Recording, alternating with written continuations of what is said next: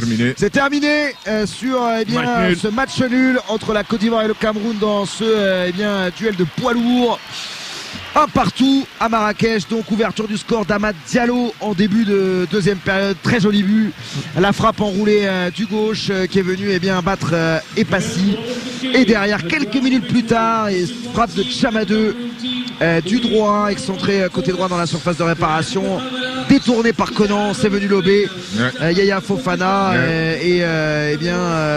alors en quoi on se quitte bons amis, Joseph Antoine Bell, on se quitte bons amis entre bien et sûr. Camerounais, voilà. Bien sûr, on se quitte encore plus bons amis, d'autant plus bons amis qu'on a fait match nul et que on est en voie de se qualifier dans les deux camps. Donc les joueurs de toute façon, généralement, ils n'arrêtent pas d'être amis après le match. Donc il n'y a aucune raison. Il n'y a aucune raison pour que ce soir il en soit autrement. Maintenant, le chemin reste long pour aller jusqu'à la conclusion de cette compétition. Donc, mais là, tout le monde est satisfait, ils se sont bien dépensés. Je ne crois pas qu'il y ait eu de blessés. Il n'y a pas eu de blessés dans en tout cas, pas de blessés en apparence.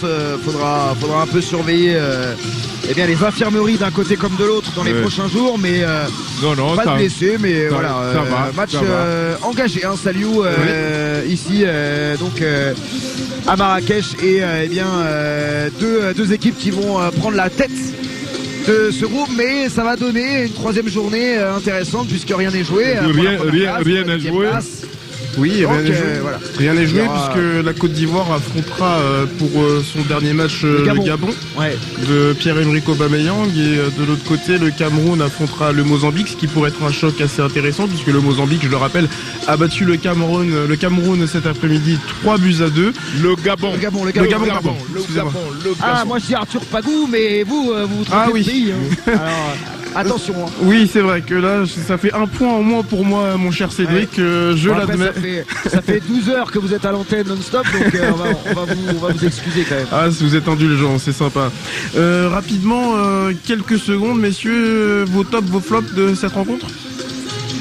Alors, Joseph Antoine Bell. Non, je pense plutôt que les deux équipes sont à féliciter.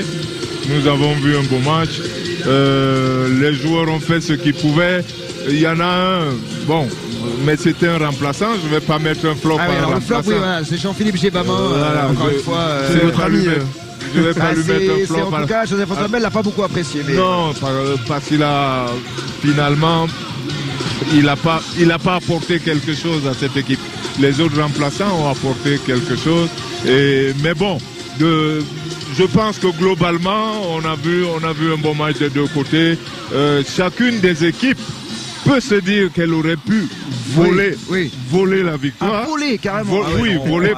Voler pourquoi? Vous allez un peu parce fort que quand même. Vous voyez bien que le nul est équitable. Mais chacune, je sais ce qui se passe dans le vestiaire. Chaque équipe ne compte que ses occasions ratées et ne compte pas celles de l'adversaire.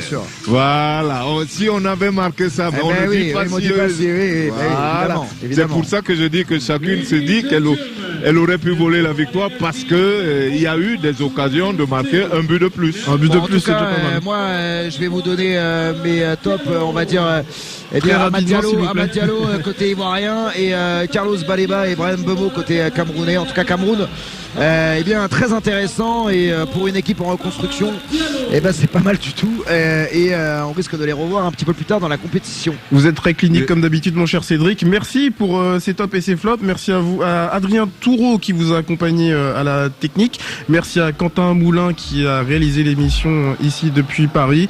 Et on se retrouve très rapidement pour du football, pour la CAN sur RFI. Merci à vous.